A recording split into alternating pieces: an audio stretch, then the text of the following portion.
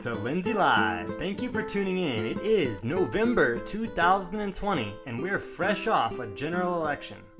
It's that time that comes around every 4 years when tensions rise and citizens across the country are at the height of civic engagement.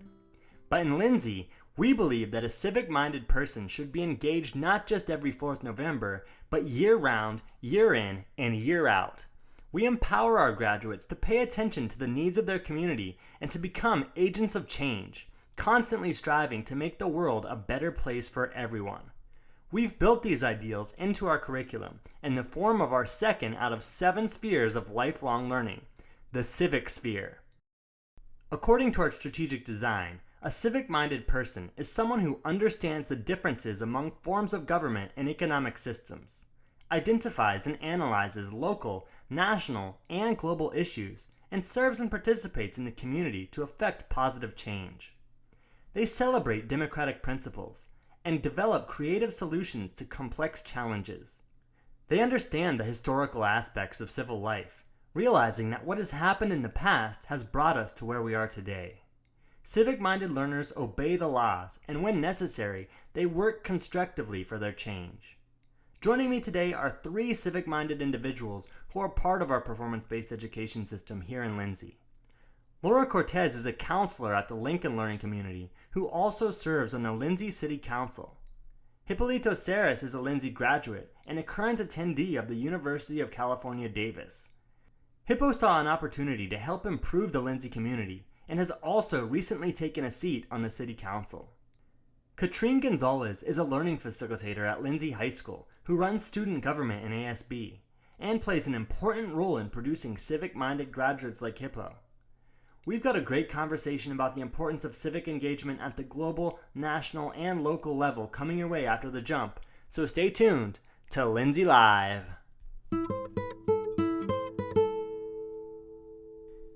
Welcome back to Lindsay Live. It's been an eventful year for national politics. We just finished up a presidential election, a new Supreme Court hearing, and about 1 million other things that have happened in Washington. But being civically engaged is about much more than picking a president or following the stories we see on the news. I've got Laura Cortes, Katryn Gonzales, and Hipolito Cerros with me to talk about all of it. Laura, I'll start with you. What are some things that learners, graduates, and everyday citizens can do to get involved politically on the local level? Really just staying informed as to what's going on locally. I know that being from a small town, many times we think, well, what can be going on in Lindsay? You would be surprised. There are a ton of different activities going on. Even with COVID, there are a lot of different organizations holding different events. City council meetings are still going on. Attending those meetings is probably the best way to get your firsthand information of what's going on in the city. So just staying informed and talking to people that can help you make a difference in your community. Tell us a little more about your role on City Council. What are your responsibilities and how can members of the community participate other than just coming to meetings like you mentioned before? I represent the residents of Lindsay. Every single member of our community, I am your voice basically, along with the other 4 council members. We represent every person here in Lindsay. So any concern, any question that you may have, you can always approach us or ask to meet with us and just talk to us about how you're feeling about a certain issue, a certain street, or anything related to our city. There's a meeting twice a month for the most part. There's an agenda that comes out a few days before, like the Thursday before the meeting. And on there will state, the different things we'll be voting on or any presentation that we may be having. So as a resident, it's important to look at the agenda, and if there's something that may impact you or that you feel strongly about, talk to your representatives, your council members, and let them know like, hey, I don't agree with painting the building blue, let's say, or I think that you should vote this way instead of this other way. And tell us your why. I have certain feelings, I live here in Lindsay and I feel a certain way, but I don't know how everybody else feels. And even if it's something that I may personally strongly feel about, if the majority of the other residents feel differently, then that's the way I will vote, because ultimately I represent everybody, not myself. Give us some examples of the type of issues that you guys would handle on that local level as opposed to a nationwide or a statewide issue. Of course, a big one would be like the repairs of our city streets. How do we prioritize them? Well, I can tell you certain streets because I probably drive on certain streets, but I don't drive through all of the streets. So I may not be aware of all of the streets that need repairs. So that's a perfect example of reaching out and say, hey, can you find out when was the last time Sycamore was paved, or Homicell, or whichever street? And then we go back to our records and see, well, it was 20 years ago. Maybe it is time to put, that street back on the list, or, move it up to the top 5 or whatnot. How can someone who might not know you personally find out how to contact their city council members? We do have a city page, and all of our information is there, all of our contact information, along with all other city staff member information. Also, one of the things that we do as Lindsay residents is go pay our water bill. The majority of us probably still go in person and pay our water bill at City Hall. So that's a good way to just ask for the information there, and they should provide it. We are people that are accessible to the public because of the role that we carry out. Katryn, we want all of our learners to be civically involved. We want them to be the type of people who see those issues and can go to City Council with a solution or begin working towards one on their own. What are some ways you encourage that in your learning environment? Well, I'm a high school LF, and I think it actually starts way before that. I think that being involved and having a voice in the learning environments as early as pre-kinder, first grade, that's how young people learn how to share their concerns. They learn how to communicate when there's an issue that they're upset about in a way that's constructive and respectful. As a parent and as an LF, I can see that, it starts very early. And some people play like a parent role, might even say it starts, before school, when children are toddlers. When there's an issue in your home, can people sit down and have a discussion about it? And I think that our homes and our classrooms play a really important role in teaching each other how to help, how to voice our concerns, how to have a disagreement, how to talk about it. In that way, we're trying to model what we need to do on a larger scale in our school as a whole, in our community as a whole, and then ultimately in our nation, how to interact and have constructive communication with each other, and how to say, I respectfully disagree with you. You may not be able to change someone else's mind, but we can find common ground so that as a society, we can keep moving forward. We can make changes that are going to affect people in a positive way. So I really feel like it goes back to, our homes and our learning environments, and how LFs model and teach learners how to be leaders in their group, how to be leaders in their classroom, how to communicate with each other. I think that that's where the civic mindedness begins.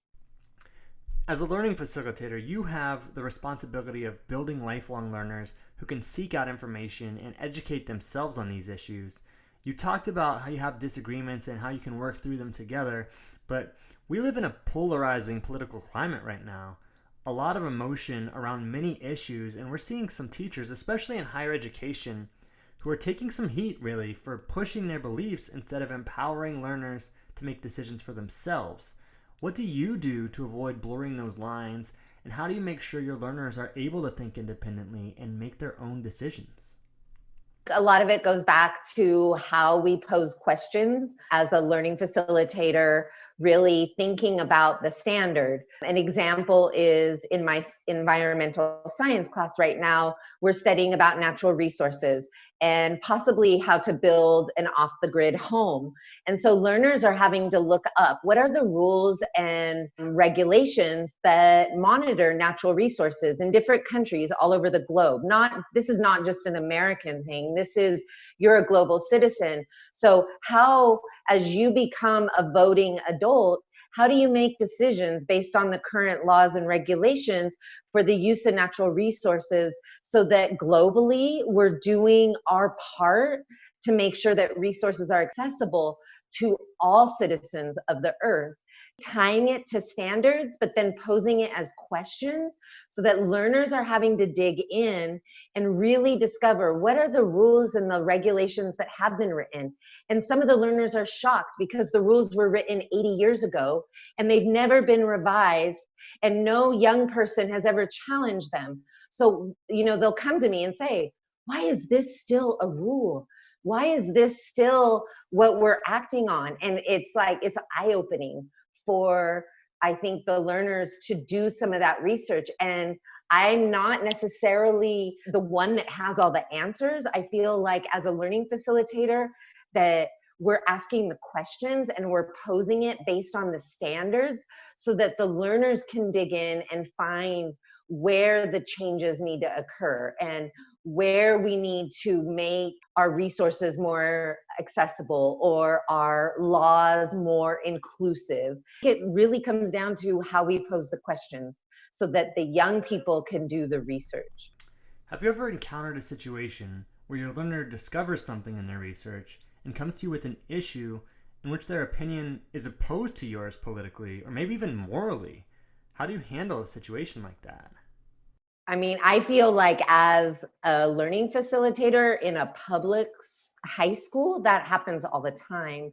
There can be things happening in the news. Let's say the election that just occurred.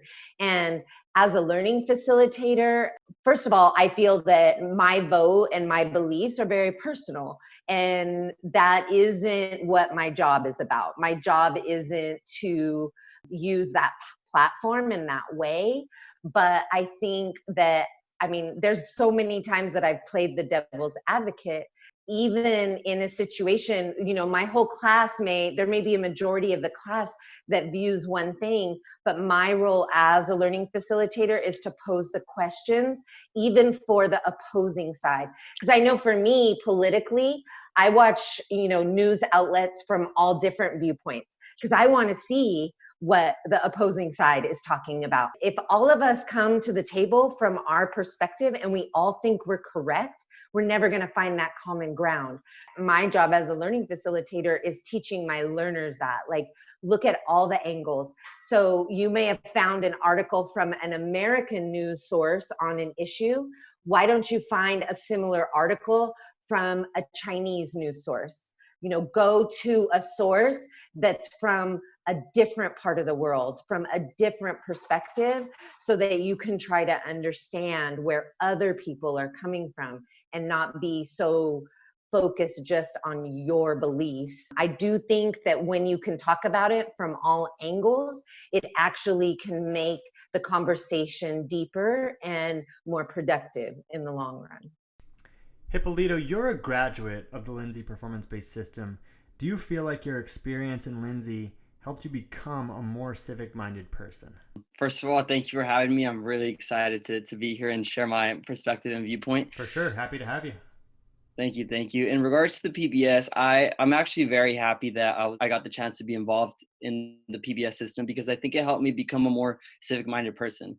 I think being a civic-minded person requires attention. It requires common knowledge, education, and overall awareness. And I think all these components are some of the many benefits that came from the PBS system. And then I do want to emphasize on what the PBS system does to a student. I think it really shapes them to be well-rounded, something that I honestly think is critical in today's society. It shapes them to be self-driven. It shapes them to analyze any piece of information. And again, it just helps them become a lot more aware and to contribute to those social issues that impact our communities. Were there any specific experiences that made you want to become more civically involved as a graduate and as an adult? Yeah, I think it's the unique place in where we're at right now, what this country's been through, and where we're headed as a society that made me realize that I wanted to be more civically involved as a graduate. Not only that, but I do think that it's important that youths are involved in these kind of decision processes because these are the groups that are the ones greatly impacted by the decisions that are being implemented. Hippo, you're not only a student at UC Davis now, but you're also on the city council in Lindsay. So a little more civically involved than your average high school graduate. Can Can you tell us about that role and how you became involved in city council? Going to UC Davis from a small city was a major cultural shock, but I think it was something that I think was necessary because I was able to see all these different perspectives that are pretty deeply evident into our society. I think it's pretty cool and great that youths are actually excited about politics because you hear the term politics and people assume it's this bland, uninterested thing, but in reality, it's this really important role that impacts anyone's life, whether you're involved in politics or not. It shapes our policies, it shapes our laws, it makes our regulations, and it shapes the way we live. I think I have a unique perspective because I'm a student, so I'm able to firsthandly witness and experience what remote learning does. I'm sure Katryn can kind of experience what remote learning does, not only as a facilitator, but as a student. So I think I could really voice for those individuals that could be struggling, let's say, for example, Wi-Fi connection or access to resources or unable to work with technology or things like that, because in Lindsay at least, I'm a first generation student and I know I'm not the first. So I think that it's really important to have someone to help you navigate through those issues because it's hard, as a first gen student, as a minority person of color, it's not the easiest thing, but I think it's important to make that stepping stone evident and clear to make it known that it's possible. Anyone can do it as long as you have that self drive. Again, something that I acquired from the PBS. There's so many people out there listening right now who look around their community or even at the nation as a whole and feel a need for change.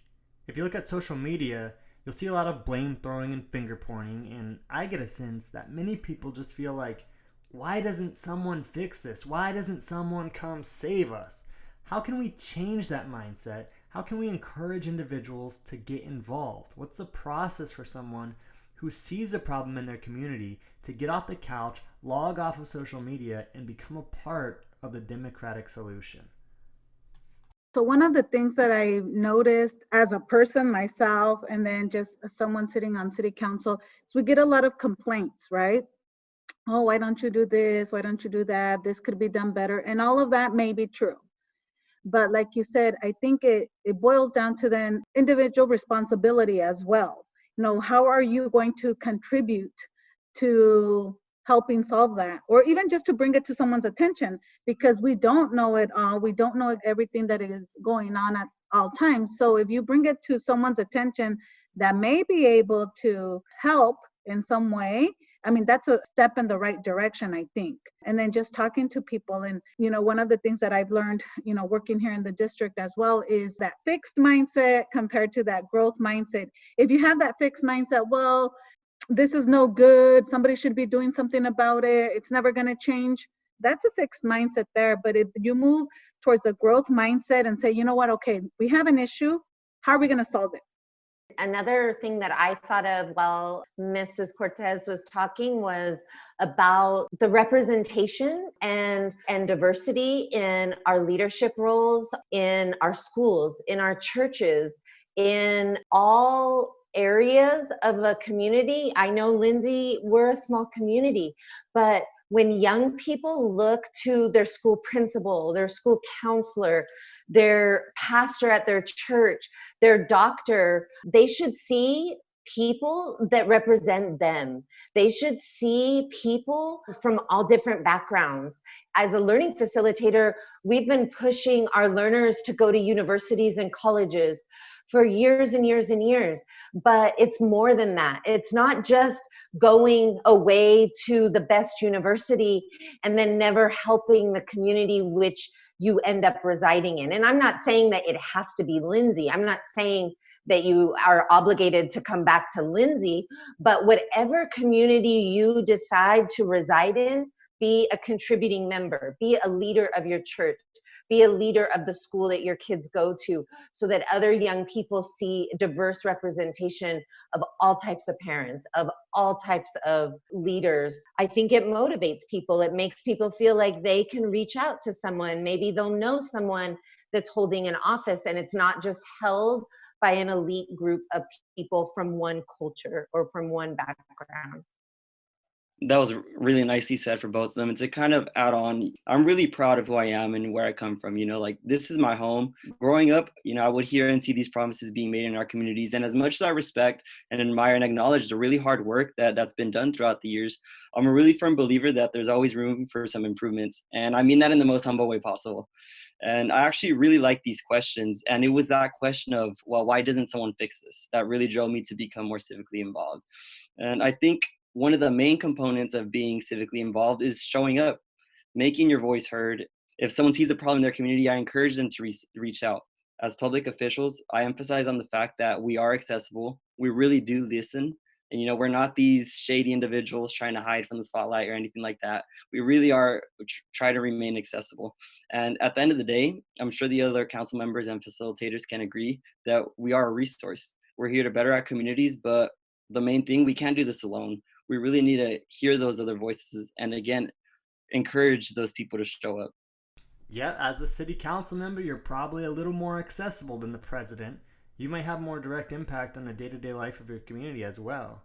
But we did just have a presidential election, and it's impossible to exist in America and not hear about that every day. But there was a lot more on the ballot than the president. What's the difference between a local election and a national or statewide election, and what else is on the ballot? I can tell you that locally, for the most part, it is picking different candidates to represent you, but also tax measures at times that impact families' financial or finances, right? Their pocket. So those are typically the things that on a city level that are put on the ballot. Obviously, what happens here locally has a bigger impact on us on a daily basis than maybe state or even other national measures that we vote on at times. There's not a lot really that goes on the ballot every 2 or 4 years, but what we do vote on locally does have a bigger impact on our daily lives. Besides the presidential nominees, there are a lot of other crucial things that are on that ballot.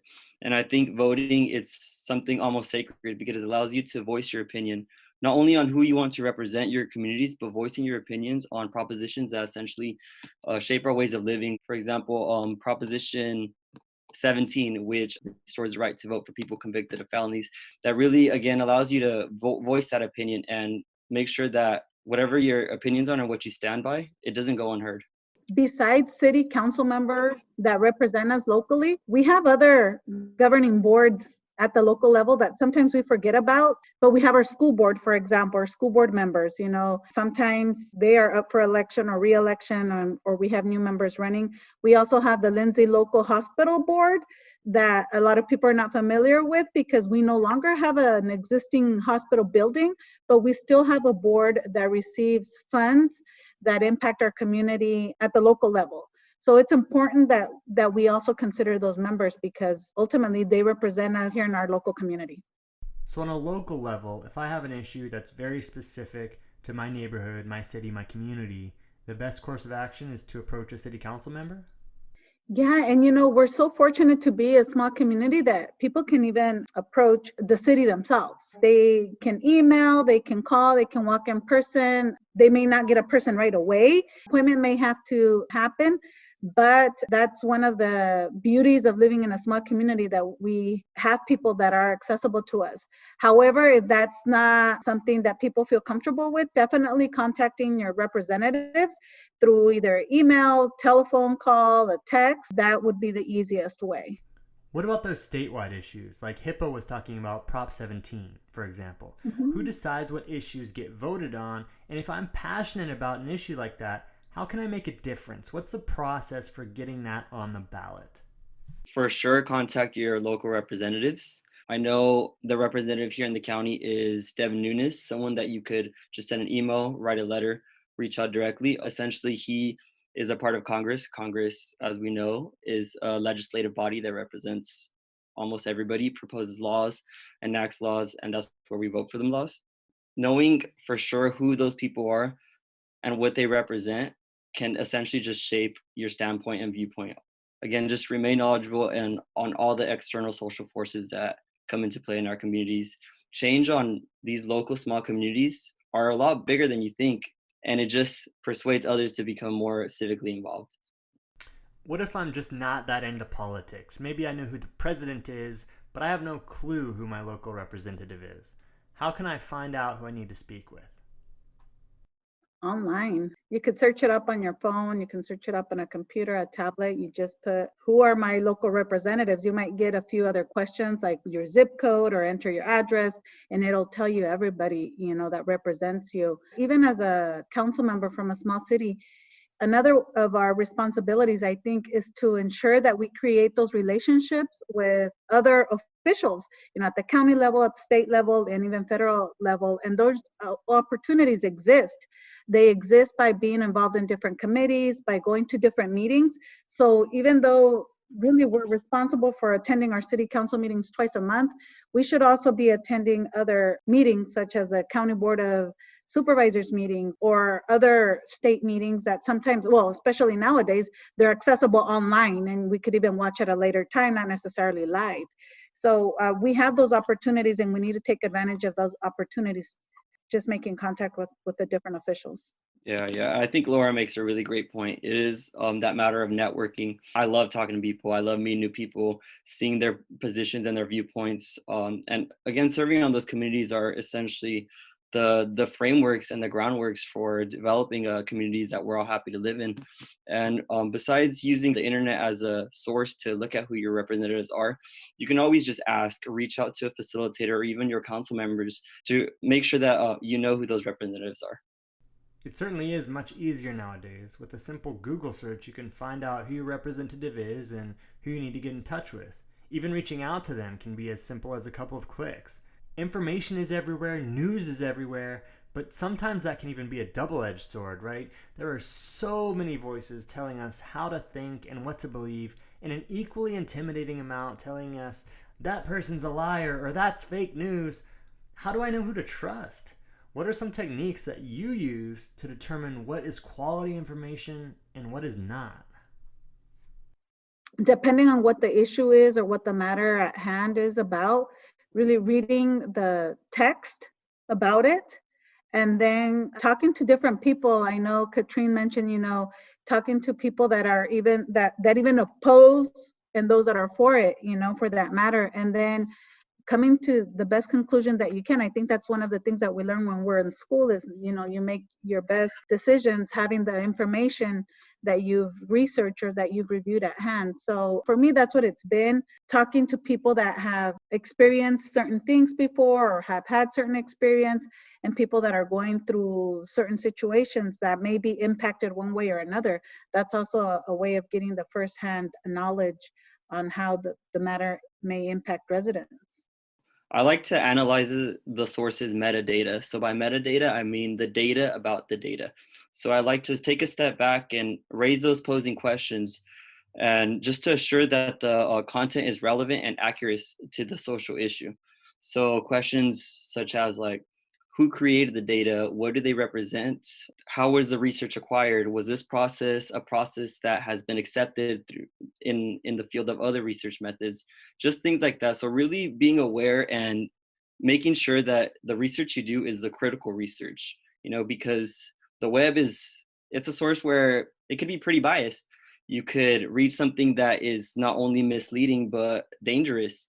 It could create this sort of narrative in your head and contribute to the standpoint that could possibly be completely wrong and completely off and just inaccurate. And that I think it's something dangerous, but it's something to be really aware of. On the flip side of that, do you believe there's such a thing as unbiased reporting? I think that we all come to the table with our experiences when I'm listening to both of you speak, and it's obviously hearing over and over that you have to read, you have to dig, you have to ask those questions, you have to consider other perspectives. But I think that we also have to be honest about what our background is and the perspective that not only you view the world, but how the world views you, because that impacts your perspective and your experiences. Just having those conversations with our learners about, what is your experience? What are your beliefs? What does your family value? And being open-minded and trying to come to the table knowing that each of us has something unique to offer, and those experiences impact what we believe. I feel like it's important to draw that line between emotion and logic. And a lot of the times in today's society, we hear terms like wrong, fake news. It makes you really question what is relevant and true. And I think those are really crucial details that someone should consider. Again, to add on to what Katryn said, having that open mind, understanding that your position on a topic isn't the only position, or it may not even be the correct position on the topic. There are a lot of other perspectives that you should acknowledge, and you should also acknowledge that your positions are not only going to impact you as a person, but they're going to impact everybody. We have to make sure that everybody who has a seat at this table has something to say and is benefited by any type of legislature or decision that's being made. Well, like Katryn said, we all bring our own background and our own experiences to the table with us, and a lot of times it's very easy to wrap our own identity into our position on a particular issue. So how do you step back from your own bias and your own identity and allow yourself to listen and hear other people's voices, and like you said, Hippo, keep an open mind to them? Do you have any strategies that you practice to be more self-aware? I'm learning as I go. I'm an avid learner. I like to listen. I acknowledge that I'm not the only person in the room. And I also like to consider any external social forces that contribute to a person's standpoint, because I think it's really important to understand that we come from different backgrounds and that essentially shape where we stand and how we vote and things like that. There is this fine line between emotion, again, and logic, because sometimes in legislative processes, a lot of the times you'll see emotions playing into these types of things. You'll even see religion or things like that. And I think it's really important to consider that fine line between government and religion, that separation of powers, all those things. Again, just being very knowledgeable of all the aspects, because in legislative discussions, I feel like they're very delicate. It's almost like playing with fire. You say the wrong thing and just bam, it just goes downhill. And it's just very important to, again, just take that step back and really make that known to yourself that you're not the only one in this room. There are people that have these positions on topics, and really acknowledge their views. And I don't like to argue, but I do try and reason their logic, because I think it's important to have a standpoint that's backed up with supporting data.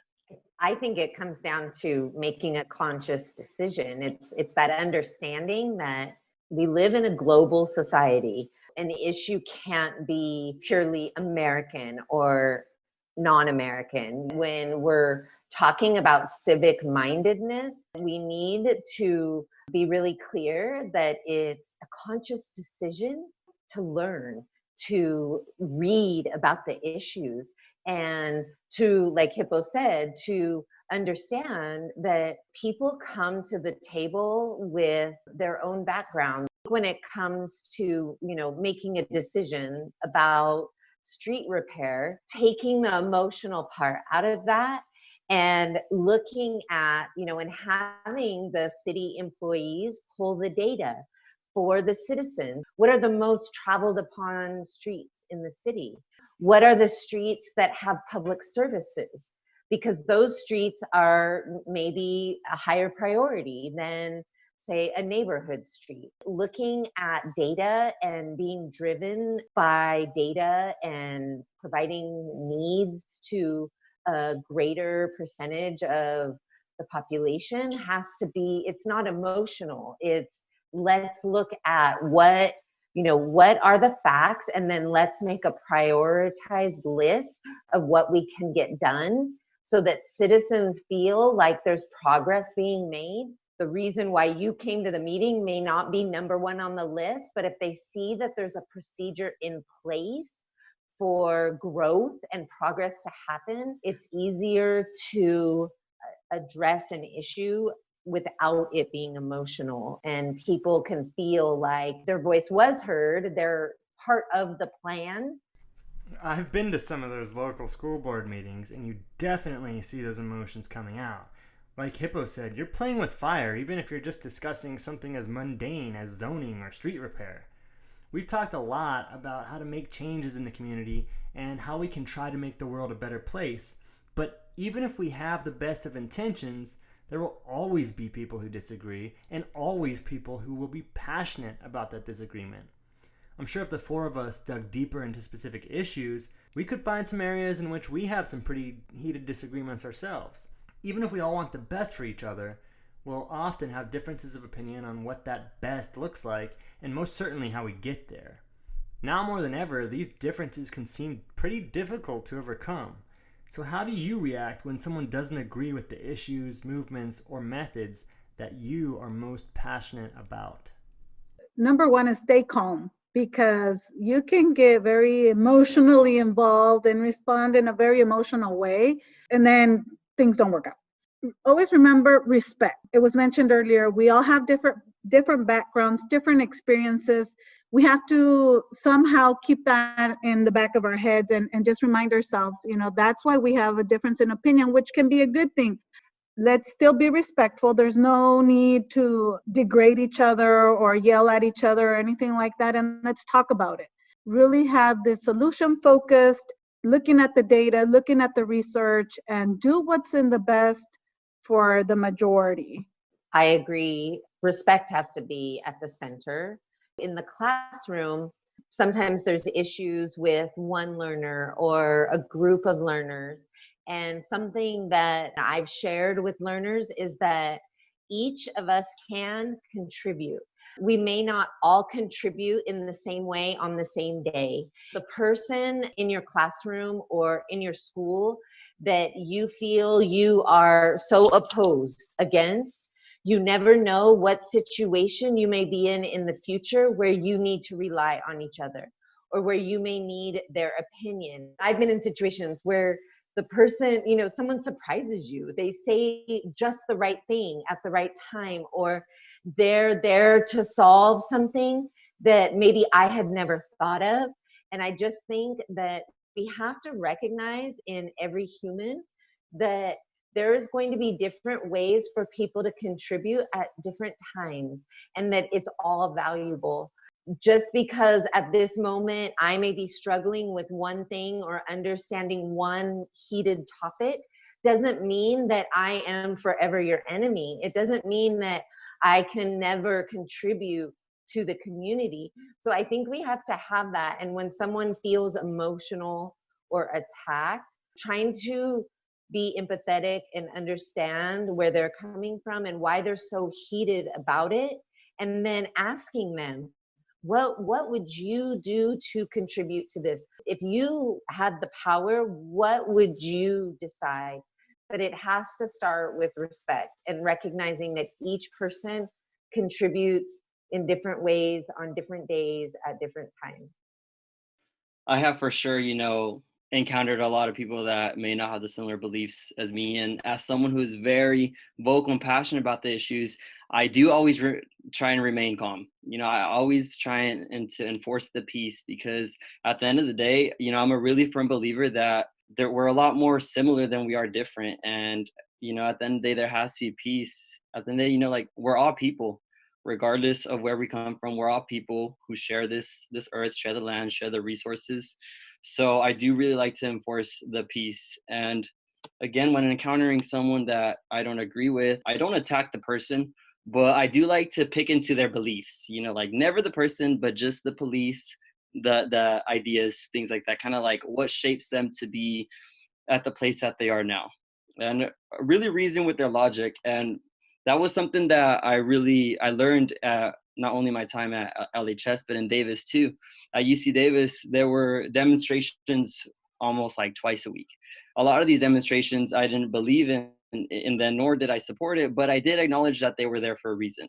And I did acknowledge that the platform and the positions that they had were firmly believed on, and there had to be some change that addressed the changes that they wanted, even if they were changes that I didn't agree with.